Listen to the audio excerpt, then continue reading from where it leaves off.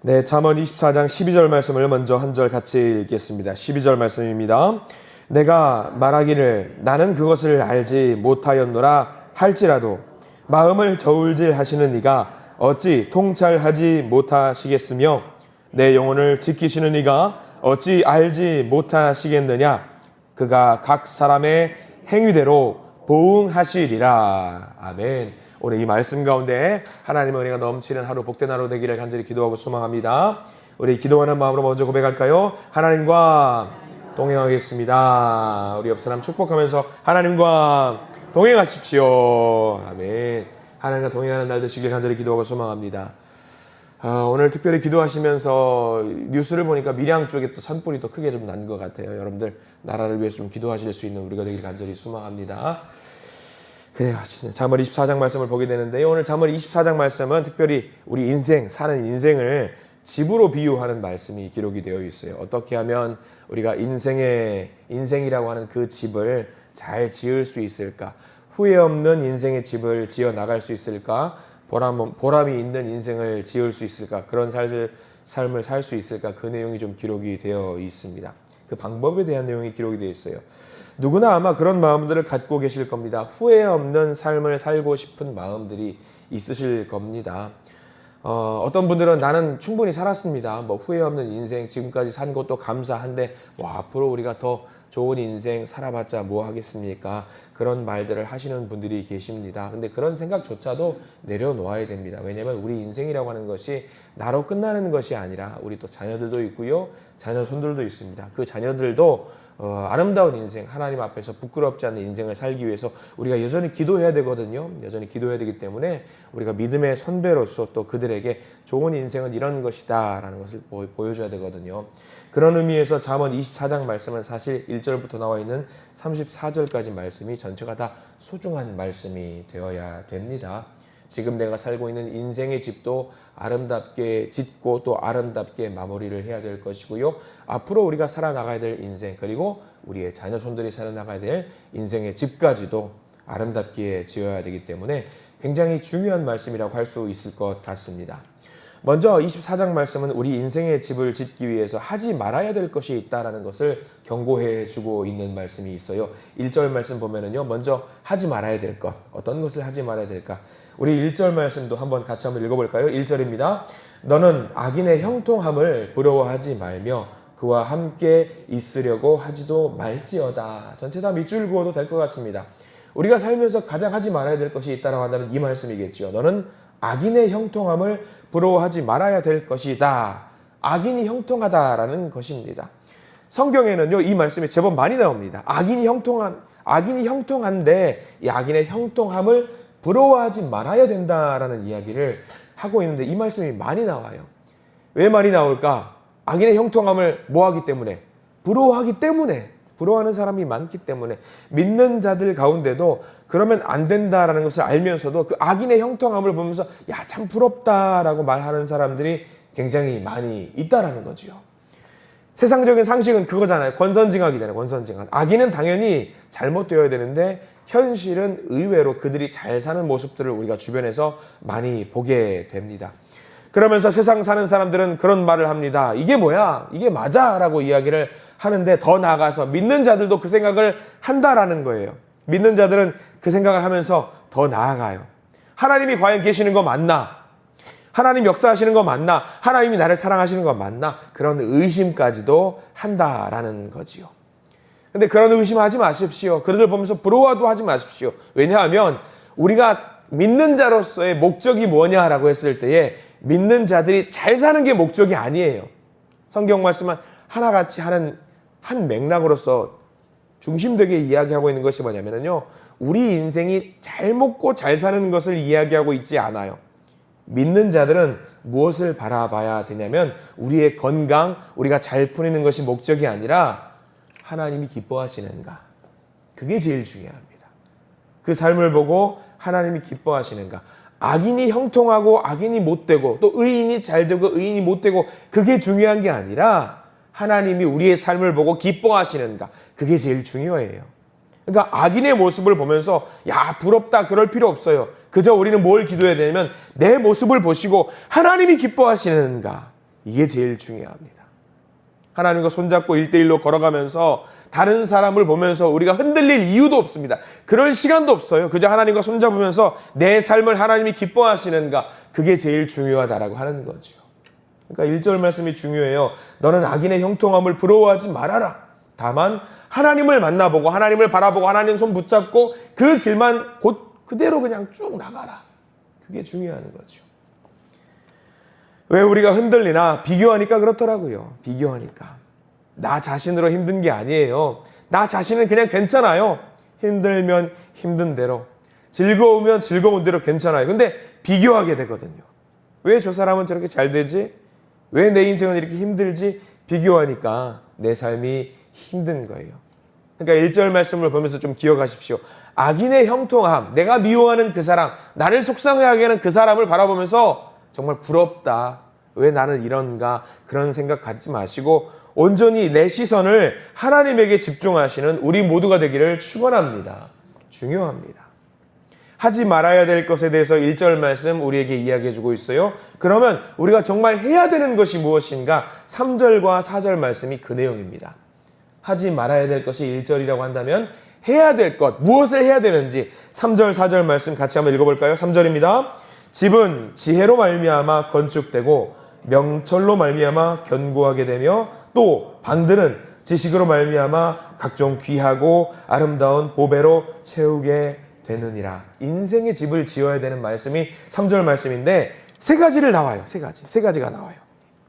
먼저는 지혜로 건축이 된다. 지혜에다가 여러분들 동그라미 표시를 해두셔야겠죠. 지혜로 건축이 된다. 그리고 무엇로 견고하게 되죠? 명철로 견고하게 된다. 마지막 하나 더 나옵니다. 무엇으로? 지식으로 채운다. 지혜와 명철과 지식, 세 가지가 중요해요. 잠언이 굉장히 중요하게 여기는 거죠. 지혜와 명철, 지식. 자, 이 셋 중에 제일 중요한 게 어떤 것 같아요? 지혜입니다. 지혜. 왜 지혜가 중요하냐? 성경에서 이 잠언에서 지혜는 어떤 것을 말하냐면요, 미래를 말해요. 미래. 앞으로 우리가 얻을 것. 명철은 무엇을 말하냐? 현재를 말합니다. 그럼 지식은 뭘 말할까요? 과거를 말해요. 과거로 견고하게 만들고 현재의 명철로 또 다부지게 만들고 우리가 앞으로 얻어질 은혜의 삶, 지혜로 우리의 집을 지어야 된다라는 것을 말하고 있거든요. 미래가 중요합니다. 5절 말씀이 그 말씀이에요. 5절 잘 보세요. 무엇이 중요한가? 지혜 있는 자는 강해요. 강하죠? 근데 지식 있는 자는 그 지혜에다가 무엇을 더하냐? 힘을 더한다라는 거예요. 그러니까 지식과 명철로 지혜라는 집을 예쁘게 만들 수 있다라고 하는 겁니다. 근데 우리가 이것을 알아요. 알면서도 이 미래에 얻을 수 있는 지혜를 얻지 못하는 경우가 있더라고요. 왜 얻지 못하느냐? 7절 말씀이 그 경고의 말씀이거든요. 지혜로 견고하게 우리의 집을 쌓아가야 되는데, 견고하게 만들어야 되는데 그것을 못하는 이유. 7절 말씀 보실래요? 중요합니다. 7절 읽겠습니다. 지혜는 너무 높아서 미련한 자가 미치지 못할 것이므로 그는 성문에서 입을 열지 못하느니라. 지혜가 어디 있어요? 너무 높이 있어요. 너무 높이 있어요. 너무 멀리 있다라는 거죠. 그러니까 감당할 수가 없는 거예요. 근데 뭐냐? 노력하면 되는데, 노력하는 자에게 하나님은 그 지혜의 집을 예쁘게 주시는데, 과거의 지식에 너무 멈춰 있으면은요, 거기 매여 있으면은요, 과거의 지식 때문에 앞으로 나가지 못하는 거예요. 그러니까 너무 과거에 매여 있으면은 안 되는 거죠. 성경은 이것을 두고 뭐라고 말하느냐? 게으름이라고 말해요. 게으름. 게으르기 때문에 그 지혜를 얻을 수 없다라고 이야기를 하고 있는가 하면 8절 말씀에는요, 또 하나가 더 나와 있어요. 게으름. 거기다 집중하시고요. 8절 말씀 보실까요? 8절 읽습니다. 악행하기를 꾀하는 자를 일컬어 사악한 자라 하느니라. 또 무엇 때문에 그 지혜를 얻지 못한다? 악행 때문에. 악행 때문에. 자, 1번 게으름, 2번 악행. 악한 자들에게 하나님께서 지혜를 주실 이유가 없죠. 선하게 살아야 되겠죠. 선하게. 하나 더 나옵니다. 지혜에 도달할 수 없는 사람. 9절 말씀 보겠습니다. 9절 시작. 미련한 자의 생각은 죄요. 거만한 자는 사람에게 미움을 받느니라. 지혜를 얻지 못하는 이유가 하나 더 나와 있습니다. 거만하기 때문에. 거만한 자. 나는 다 있어. 나는 완벽해. 나는 다 가지고 있어. 그런 마음을 갖고 있기 때문에 하나님이 무엇을 주지 않으신다? 지혜를 주지 않으신다. 당연하겠지요. 다 갖고 있는데 왜 줘요, 하나님이? 내가 없다고 하나님께 간청해야지 주시는 거 아니겠습니까? 중요한 거 나오지요? 지혜를 얻지 못하는 이유, 지혜라는 견고한 집을 지어야 되는데 그것을 얻지 못하는 이유, 1번 부지런하지 못하기 때문에, 게으르기 때문에, 악하기 때문에, 교만하기 때문에. 정답이 나왔네요. 그럼 우리가 지혜를 얻기 위해서 무엇을 하면 될까요? 부지런하면 되겠지요? 선한 마음을 가지면 되겠지요? 겸손한 마음을 가지면 되는 거예요. 그러면 하나님께서 지혜라고 하는 아름다운 미래를 허락하신다라는 거예요. 귀한 말씀이에요. 좀 어려울 수도 있는데 오늘 24장 말씀은요, 귀한 말씀이에요. 그래서 우리가 하나님께서 우리에게 정말 지혜로운 자가 되기 위해서 노력을 하고 사는지 안 사는지 하나님이 우리를 어떻게 하시냐면 감찰하신대요. 그게 우리가 읽은 12절 말씀입니다. 부지런한지 선하게 사는지 겸손하게 사는지 그것을 감찰하는 말씀이 12절 말씀인데요. 그것을 알고 12절 전체 밑줄 그어가면서 한번 읽어볼까요? 12절 말씀 읽어봅니다. 네가 말하기를 나는 그것을 알지 못하였느라 할지라도 마음을 저울질하시는 이가 어찌 통찰하지 못하시겠으며 내 영혼을 지키시는 이가 어찌 알지 못하시겠느냐. 그가 각 사람의 행위대로 보응하시리라. 아멘. 밑줄을 그으십시오. 하나님 모두 아신다는 거예요. 우리 마음을 저울질 하신다는 거예요. 그 저울을 속일 수가 없어요. 하나님 저 착하게 살았거든요. 하나님 저 부지런히 살았거든요. 하나님 정말 열심히 살았어요. 근데 하나님이 그 모습을 보고 그 말을 듣고 우리를 어떻게 하신다? 저울질 하신다. 저울질 하신다. 하나님 아신대요. 우리가 아무리 변명해도 안 통해요. 하나님 저울질 하시면 끝나는 거예요. 그냥 저울에 대면은요, 수치값으로 드러나잖아요. 요즘 젊은 사람들 간에 한참 유행하는 것 중에 하나가 헬스장 가서 운동을 하는 게 있어요. 그럼 단순하게 헬스장 가면 여러분들 한 달 끌어놓고 며칠 가는 줄 아세요? 뭐 하루 이틀 가고 안 가요. 그래서 요즘은 좀 돈을 더 들여서 운동을 제대로 하기 위해서 PT라는 걸 끊어요, 추가로. 이 PT라는 걸 끊으면 뭘 하게 되느냐? 담당 트레이너가 붙어요. 그래서 전화해요, 트레이너가. 오늘 운동 왜 안 나오십니까? 막 전화해요. 그럼 나가요. 할 수 없이. 내 돈 내고 내가 잔소리 듣는 거예요. 그래서 운동을 해요. 열심히 운동을 하면은요, 한 10분 달려놓고 막 가볍게 달려. 그럼 트레이너가 옆에 와서 뭐 하는 줄 아세요? 속도를 올려요. 빡빡빡빡 올려요. 그러면 막 힘들어 죽겠는데 트레이너가 더 빨리 하고 해요. 그럼 열 받죠. 가장 힘든 건 뭐냐면 그렇게 운동할 때는요, 이 악물고 해요.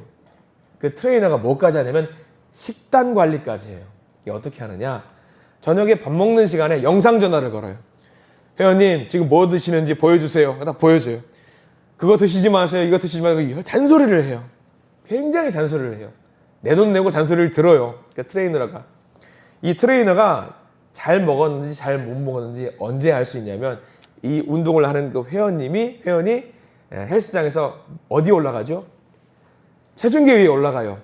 그러면 1g이라도 올라가면은 그 트레이너가 막 잔소리를 해요. 내가 그거 먹지 말라지 않았냐고. 나 그거 안 먹었, 나 물만 먹었다고. 거짓말하지 말라고. 저울이 숫자가 증명한다고. 엄청 잔소리를 해요, 트레이너가. 그 잔소리를 들으니까 내가 내일은 잔소리 안 듣겠다라고 하고 식단 관리도 이 약물고 하고 운동도 한다라는 거예요. 저울에 올라가면 다 드러나요. 내가 했는지 안 했는지 다 드러나더라고. 그 이야기가 오늘 12절 말씀이에요. 하나님, 나 착하게 살았어요. 나 선하게 살았어요. 열심히 살았어요. 말씀 보고 살았어요. 기도하고 살았어요. 묵상하며 살았어요. 그래, 저울에 올라가 봐. 이러면 드러난다라는 거죠. 그럼 변명해도 안 된다라는 거예요. 안 된다라는 거예요. 오늘 그 이야기죠. 하나님께서 우리를 저울질할 때도 마찬가지입니다. 아무리 우리가 변명을 해도 하나님 저 이렇게 살았어요. 억울해요. 그래 올라가 봐. 이 이야기입니다. 야, 저울이 이렇게 나왔잖아. 저울이 고장났다라는 거야. 여기 숫자가 드러나잖아. 여러분들 우리 지혜자가 되셔야 돼. 지혜자가 되기 위해서 오늘 이야기를 하고 있잖아요. 게으르지 말고 선하게 살고 나만 바라보면서 앞으로 걸어가라. 그 이야기를 하고 있습니다. 그래야지만이 우리에게 주어진 지혜라고 하는 아름다운 집을 지어 나갈 수 있어요. 그 지혜라고 있는 아름다운 미래를 향해서 걸어갈 수 있다라고 하는 거예요. 하나님 저 당당해요. 당당하다면은요, 그 저울에 웃으면서 올라갈 수 있는 거예요. 자신이 있어요, 없어요? 자신 없죠. 저도 자신 없어요. 어려운 일인 것을 알기 때문에. 그러면 지금부터 우리가 다시 시작하면 되는 겁니다. 악인의 형통을 부러워하지 마시고 우리 저울만 바라보자, 그거예요. 하나님이 계측하고 있는 그 저울만 바라보면서 하나님 손 붙들고 그 앞을 걸어가시면 됩니다.